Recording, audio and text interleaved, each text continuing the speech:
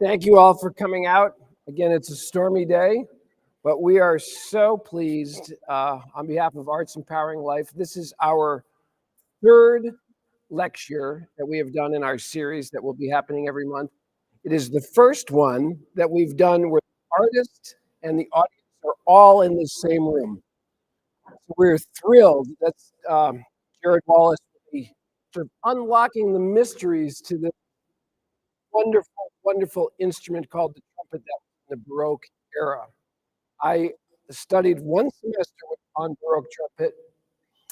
It's a very fascinating instrument, and it's not well behaved, but hopefully we'll learn a little bit more by the end of this educational opportunity. I just want to invite you to 5 musical events that Arts Empowering Life is going to be doing between now and December 23rd. Of course, we have Thanksgiving this week, but the weekend after that, the very first weekend in December, Gloria Dei Cantores, sort of the jewel of Arts Empowering Life, is going to be doing their annual Advent Lessons and Carols, Church of the Transfiguration. It's the first weekend. Then on the 9th, we'll be back here for a 1 o'clock lecture on the trombone, the sackbut. It is a Baroque trombone. That will be a fascinating educational experience. The next day, on the 10th, at the Church of the Transfiguration, Sharon Pfeiffer will be giving an organ meditation. That should be a wonderful musical event. Then the weekend after that, Gloria Dei Cantores and soloists will be doing Messiah, a tremendous way to celebrate the Christmas portion of Messiah. And then on December 23rd, here in this room, we invite the whole community to come in. We're going to do a Christmas carol sing. Hopefully by the 23rd, you've done all your Christmas shopping. You can just come and relax, sing carols, have a little refreshment as we look forward to Christmas. So without any further introduction, I'd like to introduce you to Dr. Jared Wallis.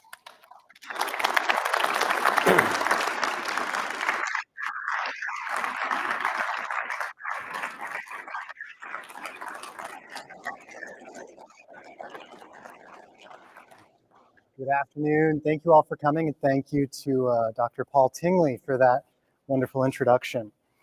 So my presentation and performance for you today is titled Function and Fashion, Look into the Life and Music of Trumpeters in the Baroque. And so that lovely little fanfare that I so dramatically played from the balcony, some of you probably find that familiar. Hopefully, if I played it pretty close to correctly. What you might not know is that it is attributed to this man, Gottfried Reiche. He was the chief trumpeter in Leipzig in the early and mid 1700s. And if you look rather closely at this portrait, in his left hand, he's holding a scrap of manuscript paper on which is jotted that fanfare. And so at some point, some very studious and maybe very bored trumpet player decided to get a magnifying glass out and look very closely at this portrait and thought, oh, that's music. We can play that. There are so many portraits of trumpeters like this, of whose names we do not know. The reason why this trumpeter is so famous and we know him today, some of you may have made the connection in Leipzig, this was the first trumpeter in the orchestra of Johann Sebastian Bach. So Bach wrote dozens of amazing cantatas and lovely orchestral works with some very demanding trumpet parts, which presumably this human played.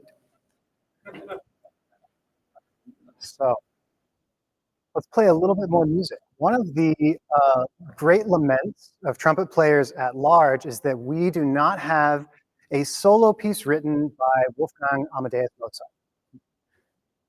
We have evidence that Mozart didn't really like the sound of the trumpet that much, and maybe he was right, who knows? But he never wrote us a concerto. However, Leopold Mozart, his father, did.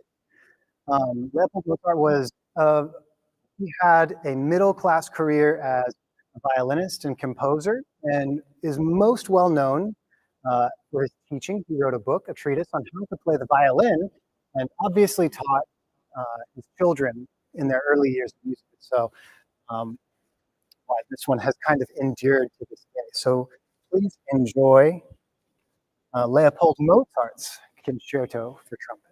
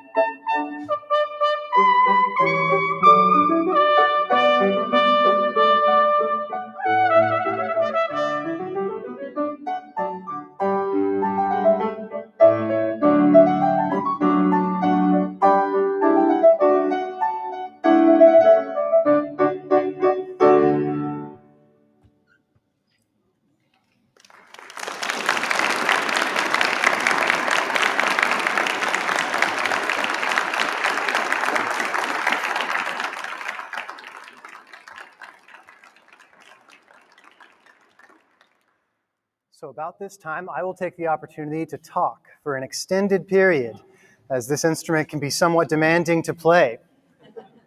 It also deserves a bit of explanation.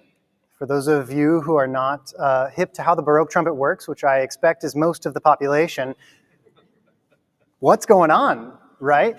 So to explain a little bit about how the Baroque trumpet works, or the natural trumpet as we often call it, it is simply a fixed length of tubing, and therefore it can play the notes of one harmonic series.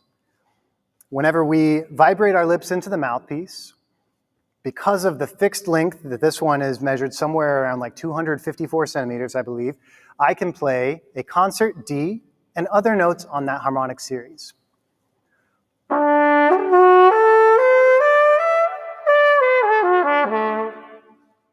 Great, and those are the only notes that I can play. So if I want to play a melody, it has to be rather high. The modern trumpet, with which you are all probably a little bit more familiar, has valves. But this is also really just a fixed length of tubing that can only play the notes of a harmonic series. It's just a much shorter length of tubing. So if I push down no valves,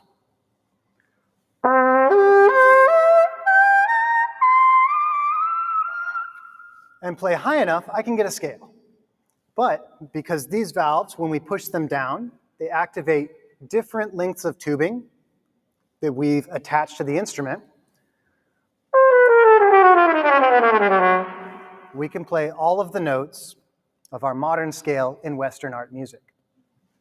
So fundamentally, these instruments operate the exact same way. Now, some of you have noticed that my fingers are moving when I play this object, and you have questions as to why that is.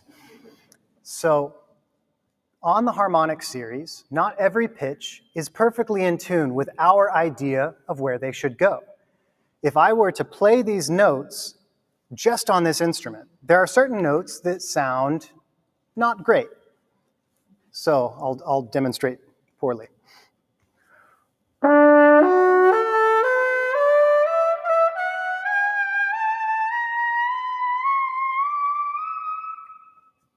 Certain pitches, namely the F and the A, are not agreeable for me to play with a piano or any instrument that is tuned to our modern tuning systems. Venting these holes, adjust the length of the tube just a little bit to help me pull these notes into tune.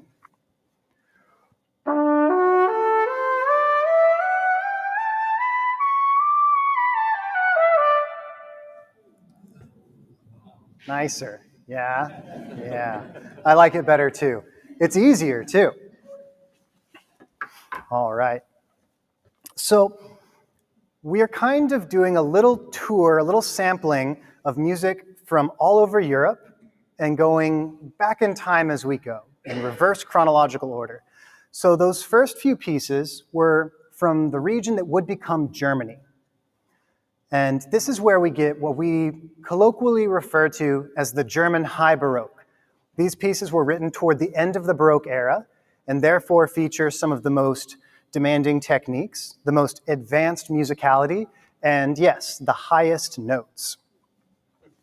So it's been a while since I've taken geography, and so I wanted to show a map of what Europe more or less looked like at the turn of this century, in the year 1700.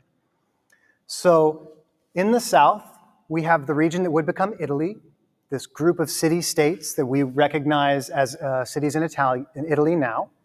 And then just north of that, we have Bavaria, the Habsburg Empire, all this region that in history class we might have referred to as the Holy Roman Empire. And this will one day become Germany, Austria, and other Germanic countries. But to kind of get a sense of how trumpeters migrated throughout this period and how music in different regions impacted those around it. So, how did someone become a trumpet player back in the day? Ultimately, it was an apprenticeship system in which if you had a child that you thought, this kid will make a good trumpeter, you would find a trumpet player and you would apprentice them. You would pay a fee to this trumpeter and your child would go and live with them for about 2 years. Travel the country, travel around different courts, work as a trumpeter, and learn all there is to know about being a trumpeter in this day and age. After their apprenticeship, if successful, they would become a journeyman, operate themselves within the court, and work for a few tours of duty, as they would have said, somewhere between 2 and 5 years, after which point they would be allowed to take on apprentices of their own and continue training. This was a largely oral tradition. Many trumpeters, particularly in the 1600s and before, couldn't even read music. There was no need. It wasn't until we started writing what we call art music, what we're playing myself with a piano up here, where writing down the music was even necessary. Because the trumpet itself has a long and rich history as a functional instrument, an instrument of communication in the field, not unlike the buglers in our more modern armed services. So, I want to talk a little bit about guild culture, that within the Holy Roman Empire, this region that would one day become Germany, in 1623, they founded an institution called the Trumpeters and Kettle Drummers Guild. And this was essentially the most intense labor union you can imagine. They facilitated and regulated all trumpet performance across the entire empire. If you wanted to play the instrument, not just professionally, if you wanted to play a trumpet, you had to have the permission of the guild. There is an unfortunately true story that a town musician somewhere in Germany was playing a trumpet in the evenings, and the guild heard about this, and they went to his house and they actually knocked his teeth out to prevent him from playing the trumpet. They were serious. They meant business. They also controlled the secrets of trumpet playing. We think, oh, the secrets of trumpet playing, it's like it's some mystical art, right? But the act of playing high on the instrument is a bit of a magic trick, honestly. And so they didn't want people outside the guild learning this. You know, this is how they controlled their welfare. And trumpeters were well regarded at court. They weren't simply chamber musicians. They had other roles too. So I want to talk just a little bit about a man named Cesare Bendinelli. It's very difficult, it's impossible to say that there's any sort of universal experience among trumpeters in this day and age. But I know quite a bit about this guy's career, and so this will give us a bit of a sense of what being a trumpet player could have looked like. Now, Cesare Bendinelli was probably the most successful trumpet player of his day, but he was born in Verona, a region in the very north of what would become Italy, very near the border of Bavaria. He trained as a trumpeter, worked in northern Italy for a time, and eventually took a position at the court of Munich, at the ducal court, where he worked for a while.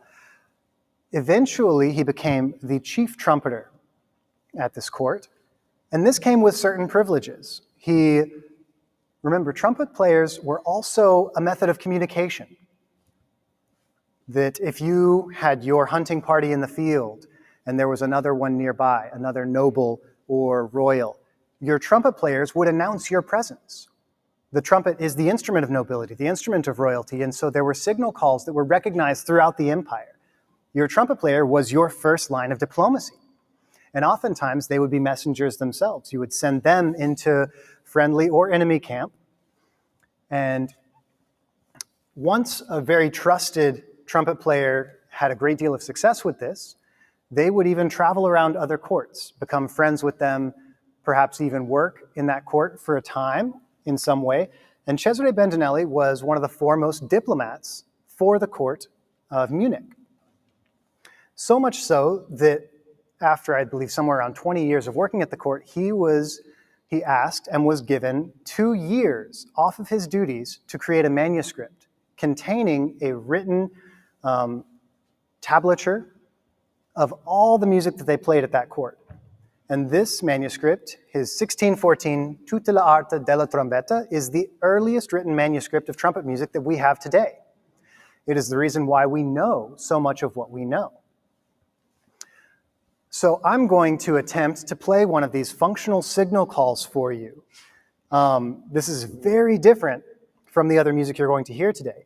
This is Buttasella, or Boots and Saddles, I believe, from Bendinelli's treatise. And this was, we have other instances of this being written down, and it's the same. So this signal call was known throughout the empire, from Munich all the way to southern Italy and Florence, and it was the same call. So I will try and do this justice.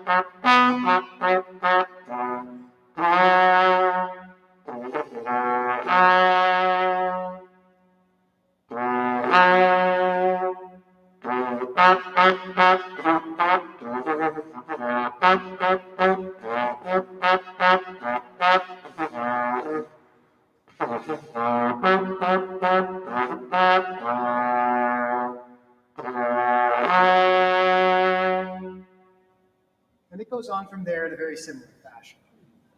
But I'll stop. So these functional signal calls were very, very low. And this is because the trumpet itself is effectively two different instruments. Much like there are different voice types, those who played the trumpet played in different registers and did so professionally. There would be those who play the low notes only, and these were the principale players. They played the first notes. And then those who specialized in higher trumpet playing, or clarino, which we'll talk a little bit more about later. So Cesare Bendinelli was born in what would become Italy and became famous in the region that would become Germany. So we can see how trumpet music was born in Italy for the most part. It came about there, moved northward. So now we're going to take a little bit of a stop off in England, though, a little bit out of the way. But England, as we can see here, that little red sliver at the top is an island. And so the art of trumpet playing reached England last. It had the furthest to travel to get there. So we'll hear some slight differences in the approach to writing for the trumpet in English music. But, yes, so let's play a little Handel. So we're going to play for you a suite of dances, the Handel Suite in D major. This is by Georg Friedrich Handel, who you will recognize is not an English name, but he became famous working in London. And I have a portrait of another trumpet player who is famous to us now to an extent, Valentine Snow. I know significantly less about his life and career, but This was presumably Handel's trumpet player. He's the one who would have played all of these very famous pieces for trumpet that we recognize so well.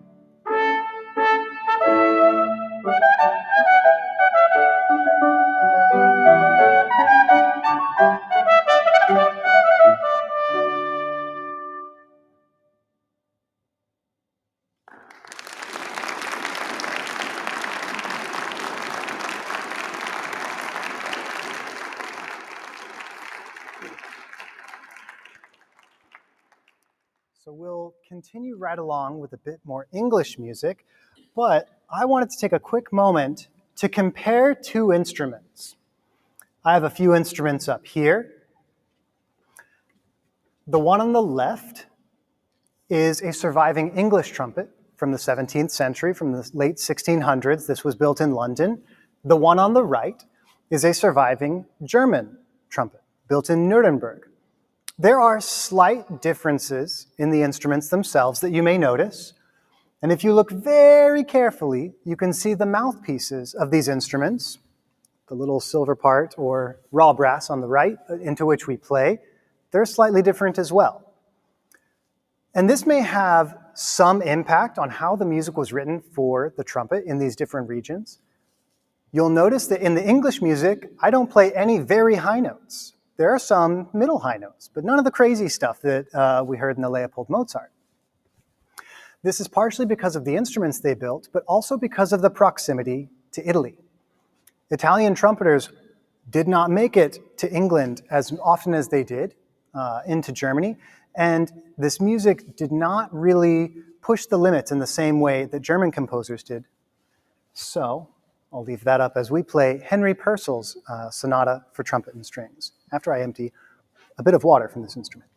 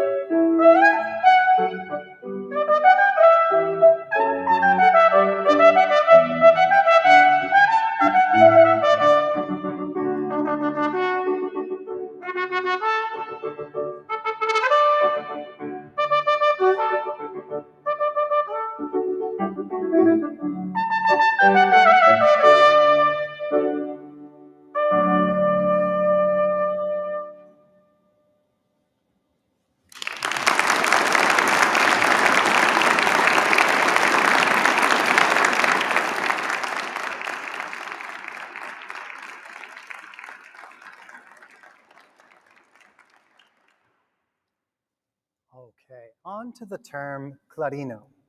So I explained a little bit before that clarino was the name when we played the art of high Baroque trumpet playing.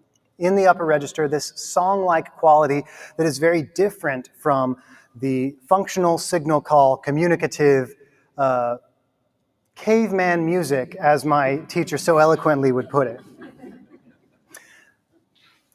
And I just realized that I neglected to explain this odd instrument that sits right here. Even among the world of Baroque trumpets, this is a very strange one. So this is the instrument we colloquially refer to as the Purcell. It was actually built by a man named Anton Schnitzer in 1582. It was commissioned by the court of Munich, where Bentinelli worked. That once he became chief trumpeter of the court, they decided we need new trumpets. And so they sent off to one of the finest trumpet makers in the land and said, make us 30 instruments.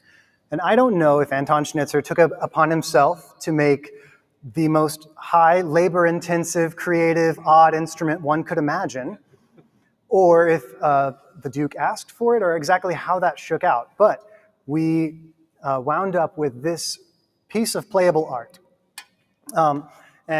I built this replica instrument based on that at a workshop in Indiana, along with my father. And so this is one of 4 prototype replicas that exist within, but this is the Bentinelli trumpet for anyone who might be curious. And I'll have a photo of the original as we go on. But so this clarino playing, it originated in Italy, as many things did.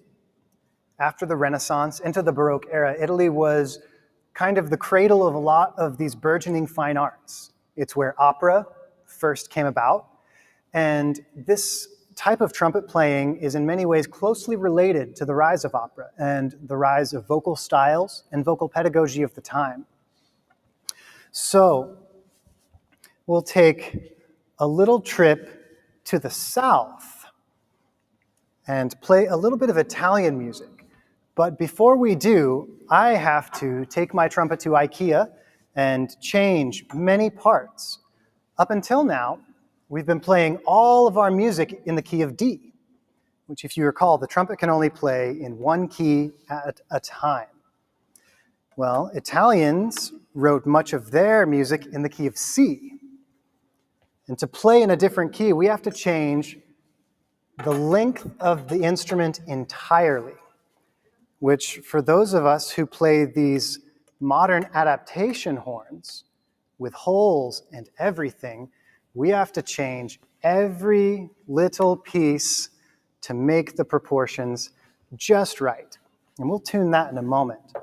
Now, if I were bold enough to play this instrument or this music on a natural trumpet, let me show you how easy that process would have been.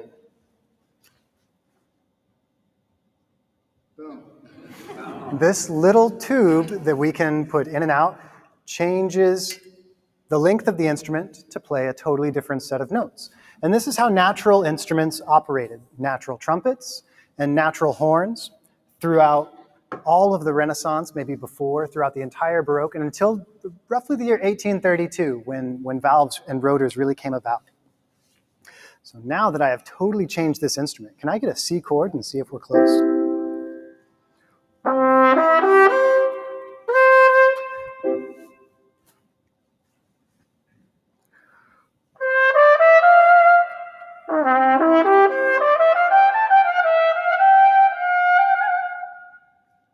Close enough for Baroque. Okay.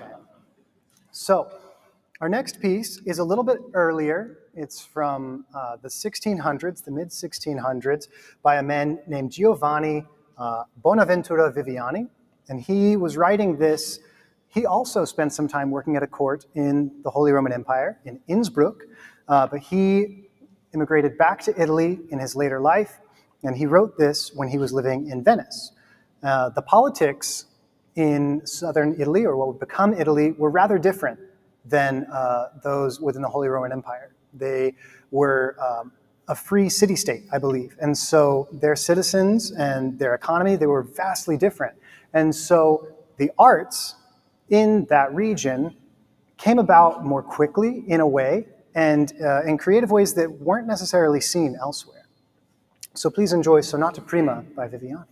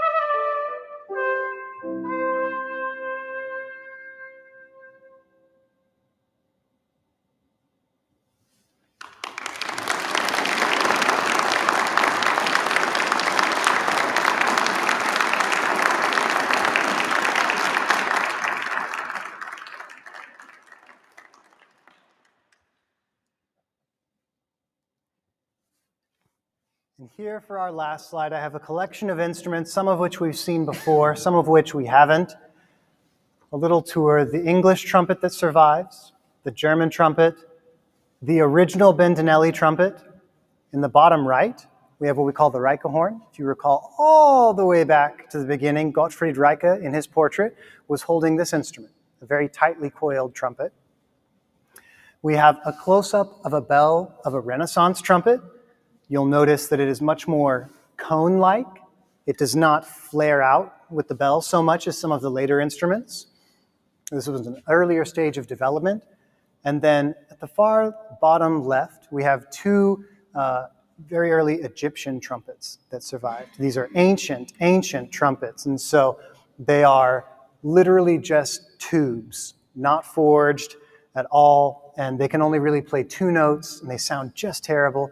But this is kind of our family tree, if you will. So for this last piece, we're going to stay in Italy, and we're going to hear a work for two trumpets, actually, by Petronio Franceschini. And so please help me welcome to the stage my friend and colleague, Dr. Paul Tingley.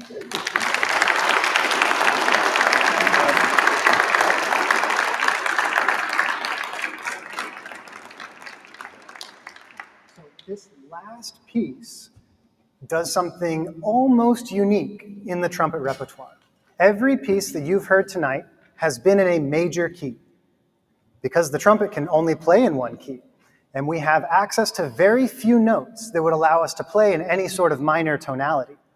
But this piece, his sonata for two trumpets, explores some of that.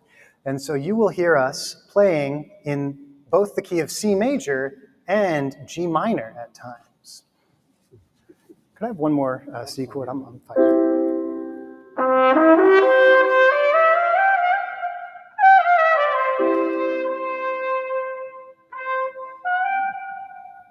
Sometimes it's a guessing game as to where to put these things.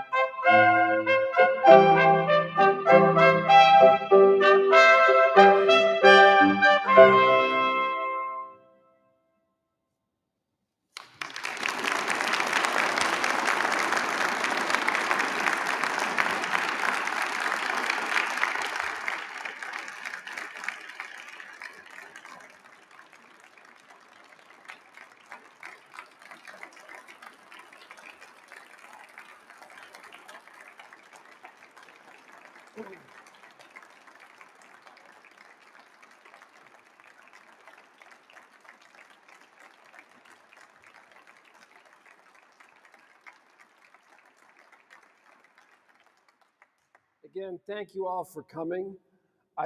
If this is your first time to this building, ask for a tour. We'd love to show you around. We'll have a little reception afterwards. If you're interested in sponsoring any of these programs, let us know. We're always looking for sponsors, and we're just so happy to be able to share this space. And thank you, Jared. Wonderful. Wonderful.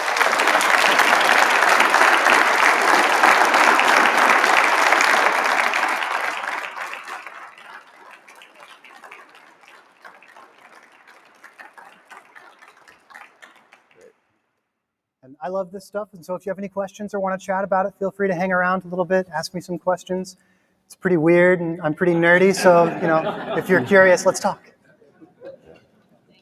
Thank you. That's great. Thank you.